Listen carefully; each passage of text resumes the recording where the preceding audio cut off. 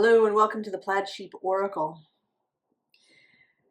This reading, it's a reading definitely for me, and I'm choosing to share it because I think that it is also for you.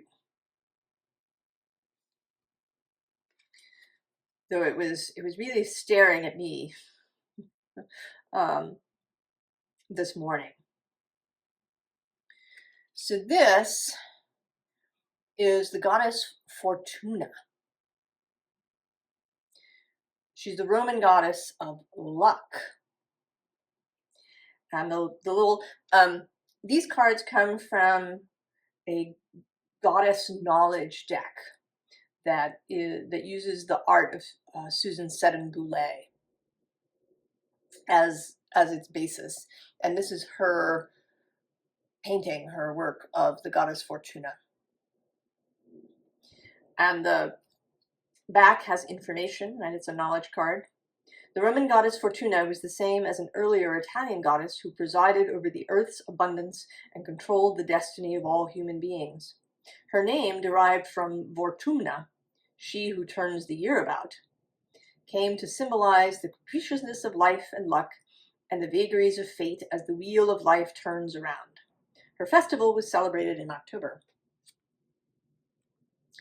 And she had influence across society. Farmers thanked Fortuna for a good harvest, as well as gamblers thanking Fortuna. And the interesting thing, when she was staring at me from her pile,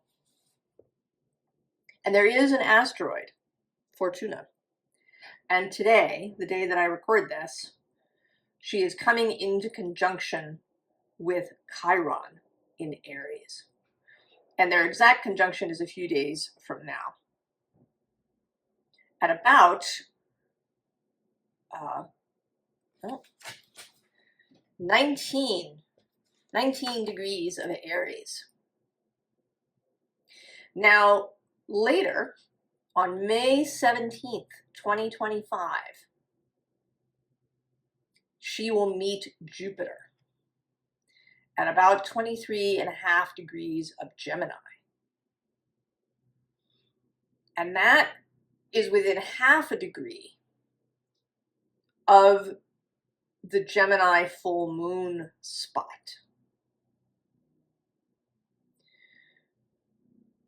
So there is this connection.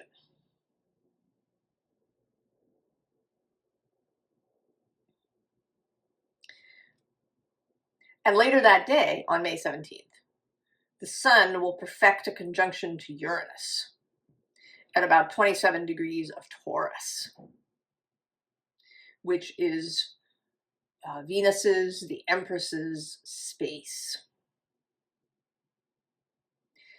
Another thing, this morning I was reminded that Robin Wall Kimmerer's new book, Serviceberry, came out last month. It's a small book. It's 124 pages in hardcover, or a little under 2 hours for the audiobook. I haven't read it, but its purpose, or its theme, is the mutual nature of nature.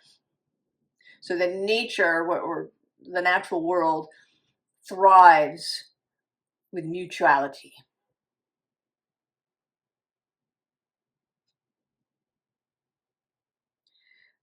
And because Fortuna is meeting Chiron,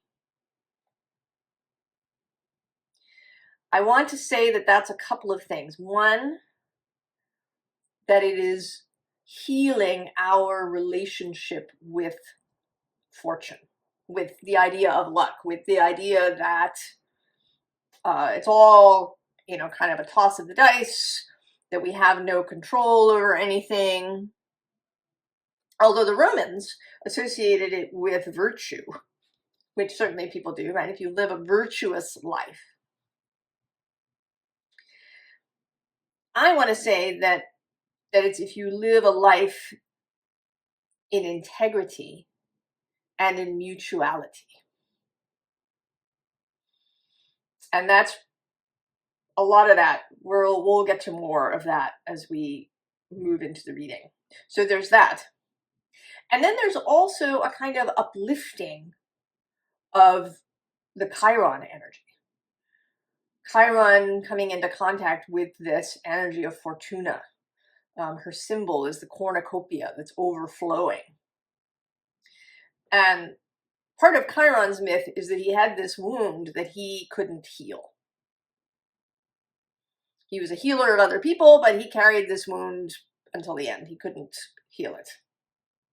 And I think we can get caught in that in the spiritual realm. That we just carry this wound forever and ever and ever. And I think there's a lot of reasons for that.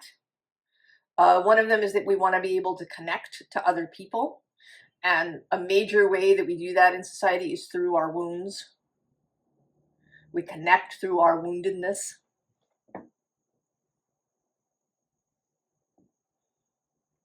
And if we feel wounded, we want somebody else to be, right, misery loves company.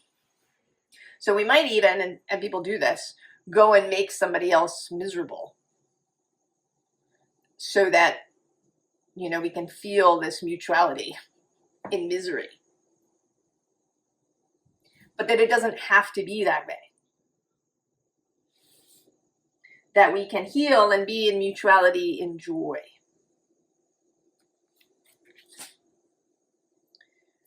The card that came out for her is this 12th house card, which says introspection.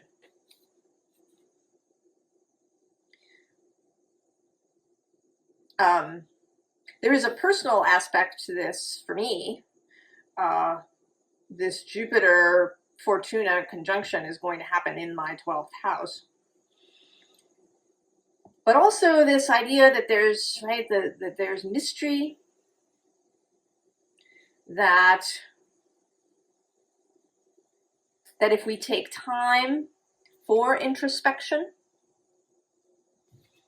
that things can become clear, that which is in the 12th house doesn't have to remain a mystery forever.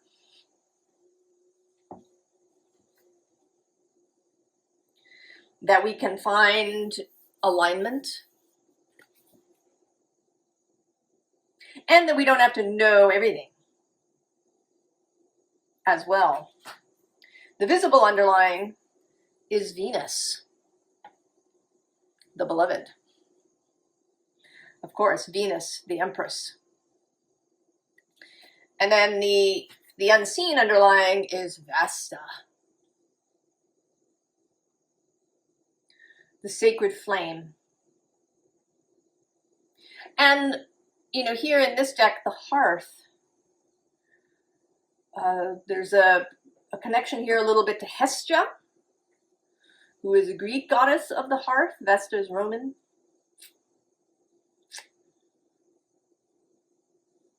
This tending to the hearth, and kind of a unit, like a bigger hearth. Not just a hearth in your own home or in your own city or wherever, but the hearth of the earth. Now, an interesting thing is that this 12th house is 5-0, which is 5. And then Vesta is 3-2, which is 5. Venus is 21, which is 3. And right below her is this Gemini cross-pollinate mutuality card that is also a 3. So there's this, right, the 5s, which are an energy of change, and the 3s, which are an energy of coming together in the tarot. When you move from the 2 to the 3, you move into collaboration.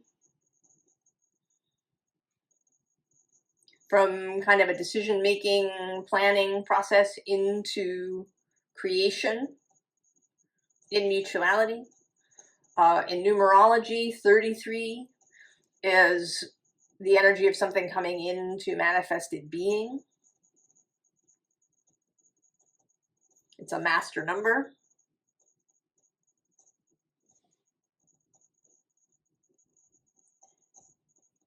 So, beginning. We have the owl. Now it says deception and wisdom. So overcoming deception, seeing, opening our eyes to see what is actually there. And the bottom of this deck is the eagle, more energy of seeing. And it says spirit, integrity, connection to the angelic realm.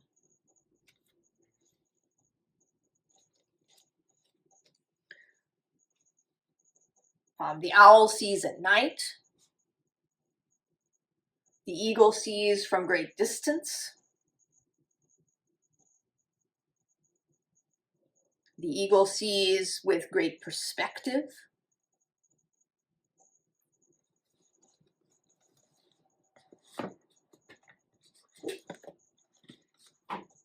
And then below the owl, we have the horse, which in this deck says accepting help from another and delegating authority, mutuality, cooperation. Then the bee, the symbol for working in a group, although not all bees live in a hive. In fact, I think the majority don't. But this is a honeybee. Luck, industriousness, sweet victory. The relationship to luck, is it, you know, if in the spiritual community, I think we acknowledge that luck doesn't really exist. Fortune does. And this is something, often when you look up the part of fortune or the lot of fortune, you get these interpretations that it's about making your fortune, right? About, you know, where you have luck. But that's only a piece of it. Really, the lot of fortune was about where unexpected events would occur. You know, things that you had no control over. What is that about for you? But we know that that isn't entirely so. There certainly are things that, you know, where it's part of other people's stuff and we're coming into contact with that, but it's also interconnected. It is absolutely never, ever, ever random. It may be something that is beyond your control. It might even be something outside of your alignment, perhaps, sometimes. But it is never random.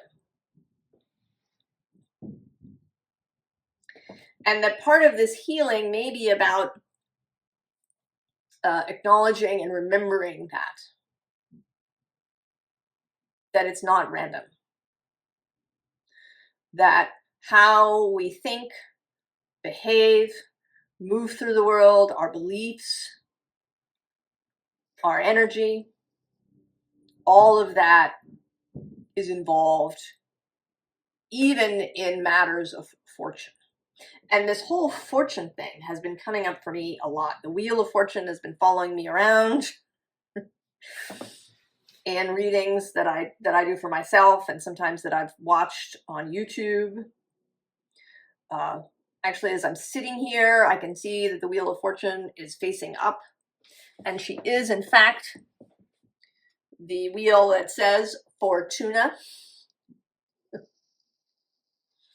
from this Tarot of the Sevenfold Mystery.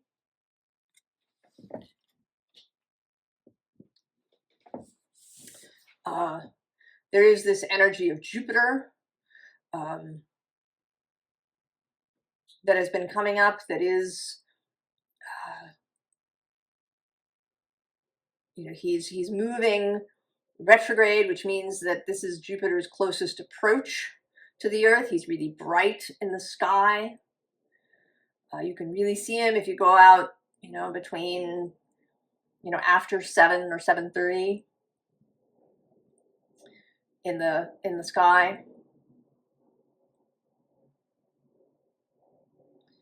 I think he's rising a little bit after sunset these days. So he's really very present for me, and I think for all of us, even if we're not aware of it.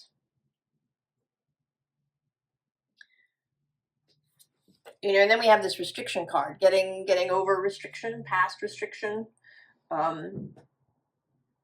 Also knowing when restriction is useful. Too much, I don't want to say too much freedom, but too much vagueness, too much, you know, too many choices, too many directions, too much can be confusing, overwhelming. And I think that as Jupiter moves through Gemini, he is bringing a sense of order or of containment, or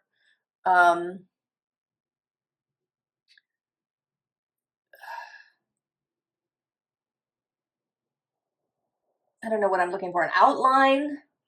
Maybe the word will come to me in that Gemini space.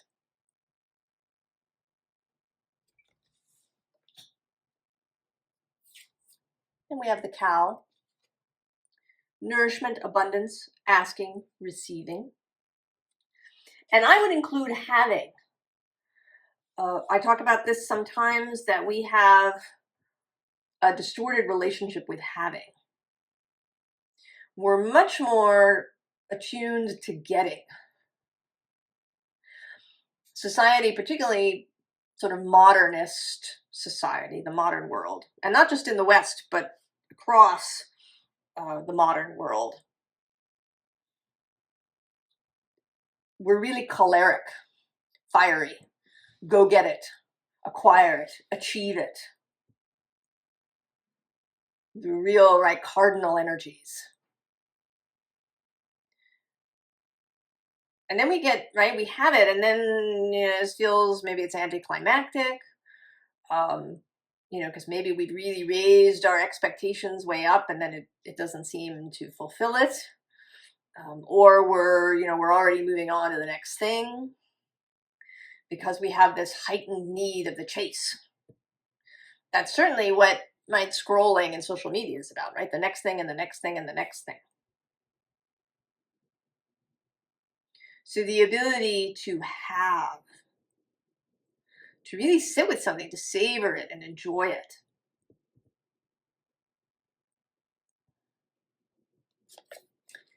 And then protection, which is coming out today more as peace.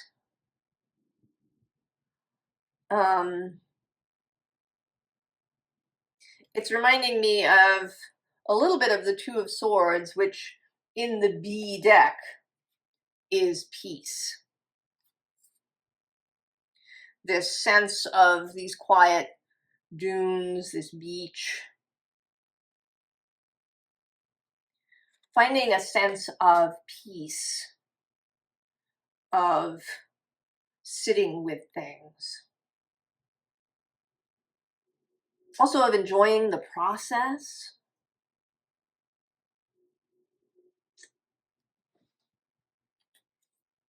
Three of Earth, Three of Pentacles. Mutuality.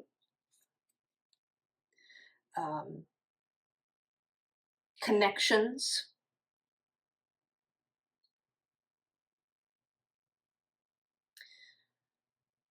Shared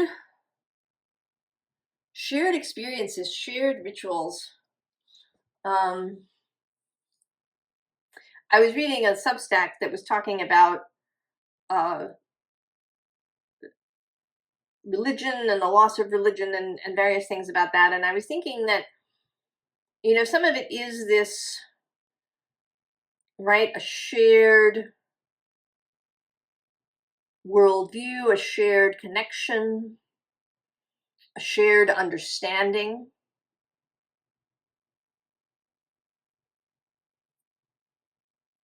And again, that there is a sort of a middle ground there.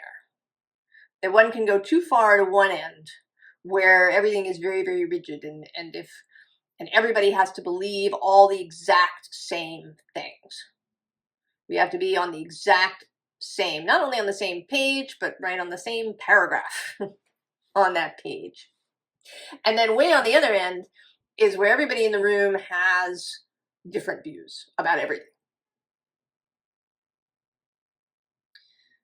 And that there is a middle ground where we have a sort of set of shared values and some shared beliefs. Also where we're interconnected. I think part of the issue with, you know, this whole idea, well, you know, we lost religion, and so we lost the churches, and then we lost community. But I don't think it's that simple. You can't just sort of, you know, plop a church down somewhere, have people come and create community. That's only part of it. We used to live much more interdependent lives, not interconnected. Right now, you may have all kinds of people that you text with and you know, maybe even that you hang out with and see. But we don't see on a day-to-day basis how we're interdependent. You know, perhaps, you know, 150, 200 years ago in a village, you know, there were people who, you know, could watch your kids while you went off and did something. You know, there was a house where all the kids would hang out. You know, a town or a village was interdependent. You know, people grew different crops, and they traded and bartered and you know, even sold stuff to each other. But there was, you know, my life, my ability to survive and live was dependent on your abilities, right? This mutuality. And I think that it's still true. We just don't really see it. We don't experience it on a daily basis. And that's one of the things that I think is missing. Right? Below this, we have love. Right? Interdependence, this feeling. And actually below that, we have healing.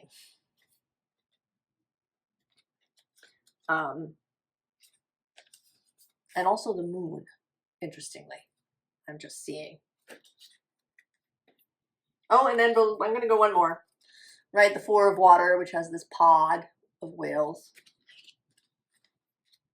And then the bottom of the deck kind of calls Chiron into the conversation with this shaman card.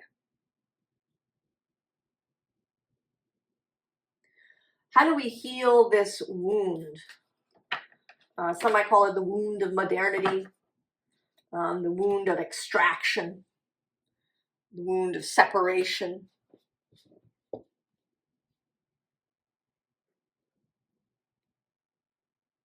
And I think that it goes across the board. Because I think that even in countries where individualism is not a big value, this extractive idea still exists.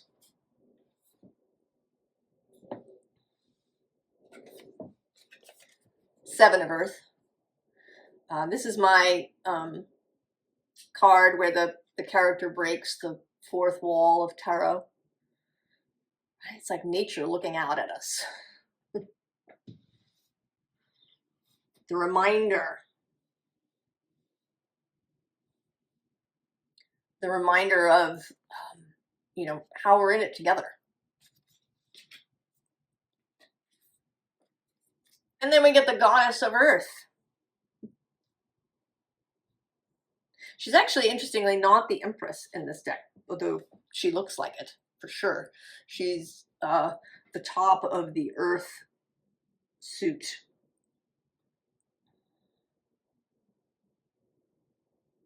But she is, right? She's very empressy. She's very Venusian, also Fortuna-like, right? With this milk pouring out of her, right? And then she's got bees, right? The land of milk and honey.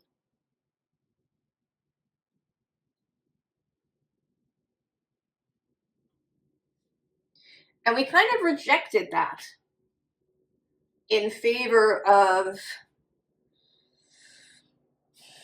the extractive idea, in favor of the choleric, competitive view. And it may be, I think, that we had to, reach kind of a peak of that, right? To experience it, to know what that was like. I sort of feel that in this Two of Fire, that these snakes have wrapped themselves up, they've reached the top.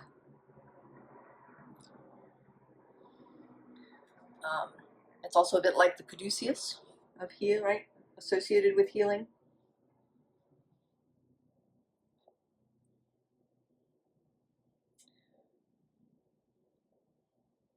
So we've reached a kind of peak.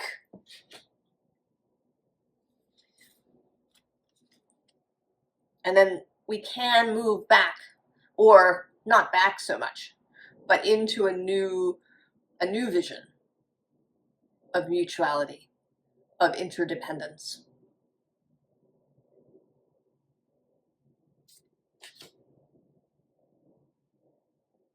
Change our relationship with the idea of fortune, that we are not at the mercy of something, that we don't have to scrabble and hold on to everything that we possibly can because we don't know when the next thing will come or whether somebody will come and take it from us. Three of Pentacles, again.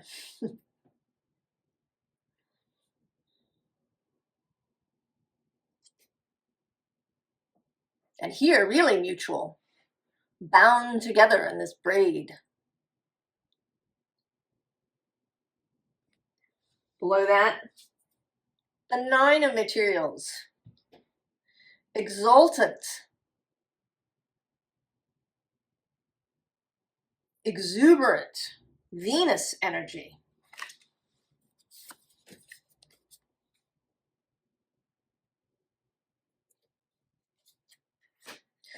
That the earth benefits when we believe in fecundity, in beauty, in the power of nature, in the possibility of there being enough for everybody, in not needing to hoard, in trust.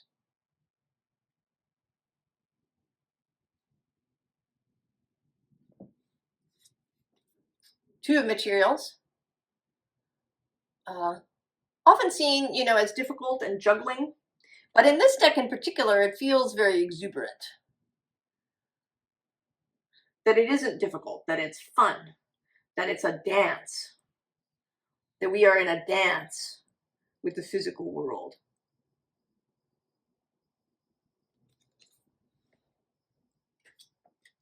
And that continues here with this Emperor, who always seems to me to be dancing the flamenco, perhaps.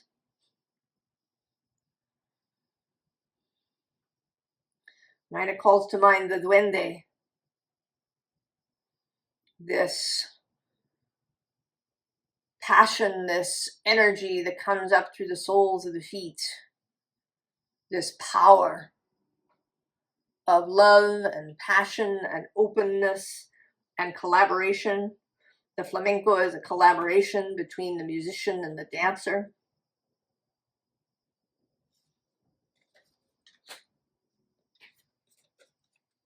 And the sun, clarity, understanding, vision.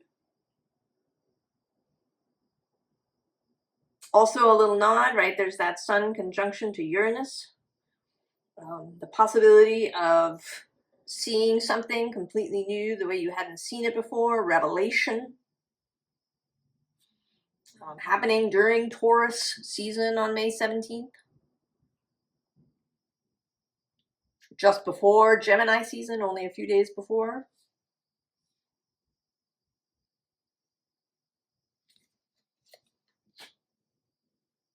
There will be a meeting between the Sun and Jupiter, I think, before Jupiter's first foray into Cancer. I think. Then the Empress. Here, not just pregnant, but holding the whole universe. Right? Source, the power that creates worlds.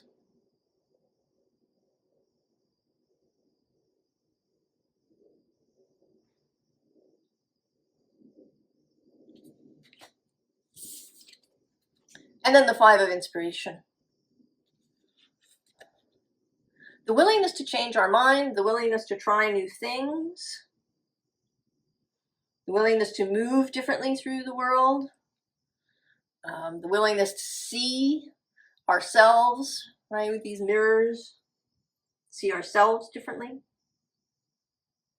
the willingness to change direction.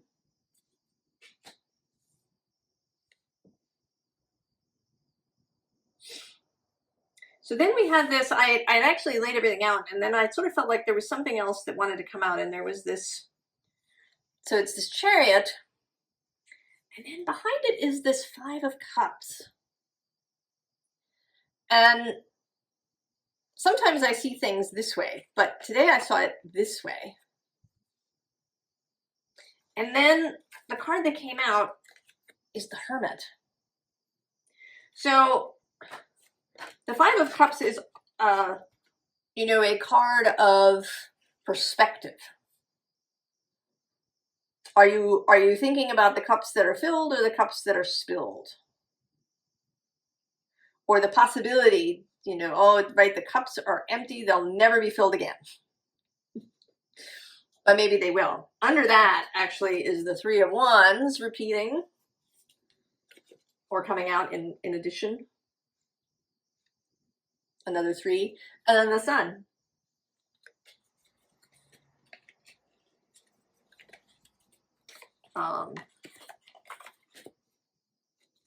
So this Hermit.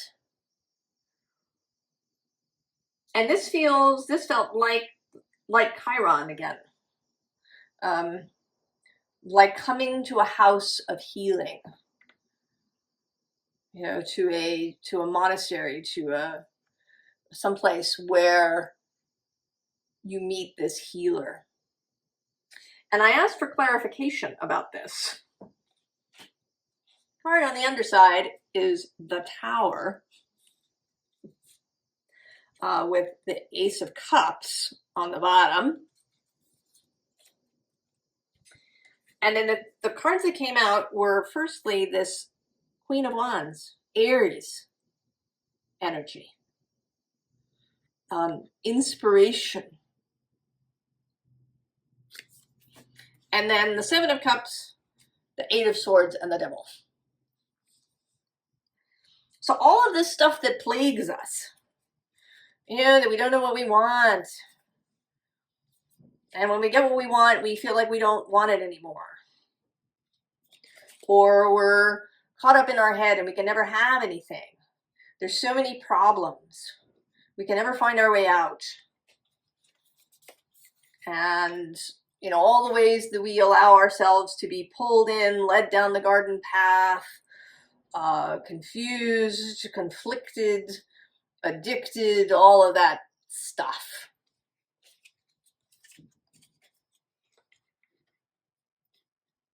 Right? Queen of Wands instead.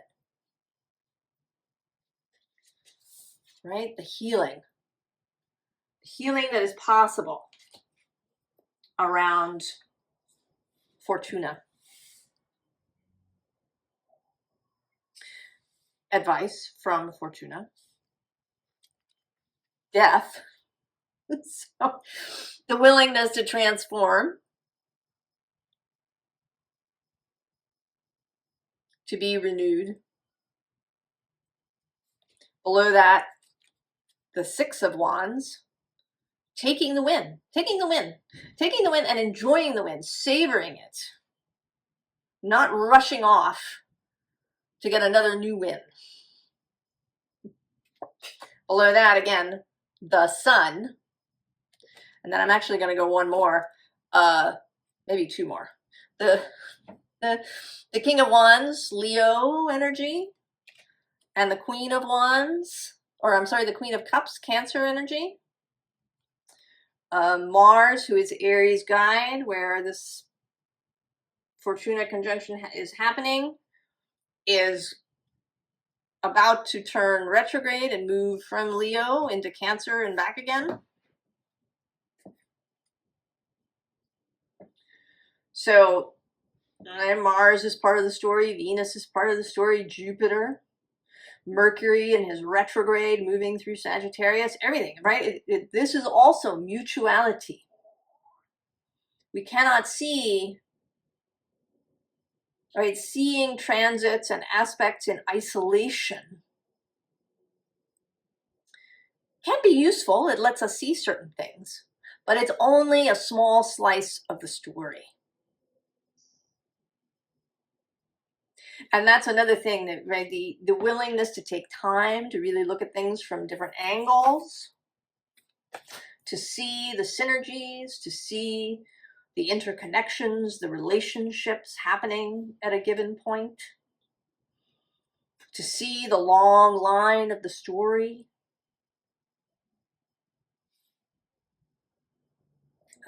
to, you know, not move on to the next transit and the next transit and the next transit, pulling ourselves, dragging ourselves into the future, but savoring here now, savoring the process. That's been such a message for me, and perhaps for you. Because we have here the Seven of Pentacles reappearing. Right? She savors each fruit as it comes into ripeness. You know, maybe she goes out and she, you know, looks at these fruits and sees how they change every day. You know, as their redness increases as they come into ripeness. That she really enjoys that. She doesn't require them all to be ready on the same day. Three of Pentacles for the third time. And here in a particularly mutual setup as well. Right, all three of these have kind of different relationship. This is sort of a parent-child relationship, as well as this. The reason I went off on the religion tangent was because of the Uffington horse here in the background that speaks of group endeavor. Right, the horse would have taken a group effort to create and maintain. Would have been, you know, planned together. Why, right? That we're going to do this thing and, you know, cut this amazing horse into the hillside. Right? It has real meaning for us. And then this one is really, right, about the intertwining, working together, lives being intertwined, interdependent, interconnected. And then this one is really about help, right? Assisting each other, giving each other a boost, a lift, a hand. This is also my Spirit is helping you card. The interconnectedness that you have with your own soul, with source, with your guides. Then the Three of Cups, celebration, mutual love, respect, Also, a united will within yourself, that you're all clear on who on who you are, on where you are, on who you want to work with, on what you believe, on your goals and motivations. Joy as a path to healing rather than suffering. And then interestingly, the Ten of Wands, but it's this Ten of Wands. And what I'm having is sort of Gaia vibes, right? That this is sort of Gaia, right? That this is Earth, that we're all here together, more interdependence. You know, that what we do affects the Earth, what happens to the Earth affects us, that our beliefs about, you know, whether or not the Earth can heal, if you believe, right, if you really strongly believe that the only way the Earth will heal is through direct human intervention, then that sets something up for you as well as for the Earth. If you can believe that another person can heal without your direct intervention, then so can the Earth. You know, perhaps it is about belief. It's about how we treat one another. If we can spread that through the human population, we may not need to intervene directly.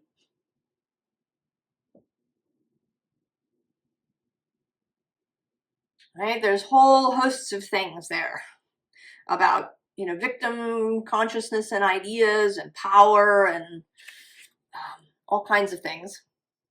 And then finally is this Six of Pentacles, which feels very Fortuna-like, right? This cornucopia kind of arrangement that is showering these pentacles out through song, through joy, through beauty.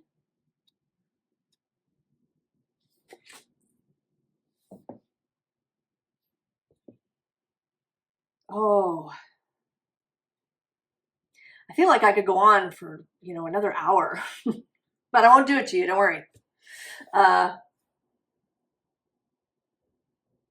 I don't know, but maybe there will be more messages around this. I know there's an Eros message that wants to come out. It may come out when we get closer to the full moon in Gemini, when Eros will be conjunct the sun almost exactly. There may be another Jupiter reading that will arise, as well as a Mercury reading where there will be more. But I encourage you to really think about, to contemplate, to introspect about your relationship with luck, with the idea of fortune,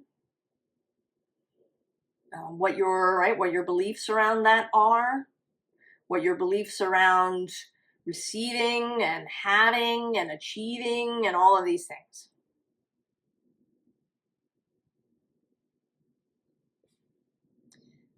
I wish you interesting contemplation. And I wish you all the very best. I'll see you next time. So long.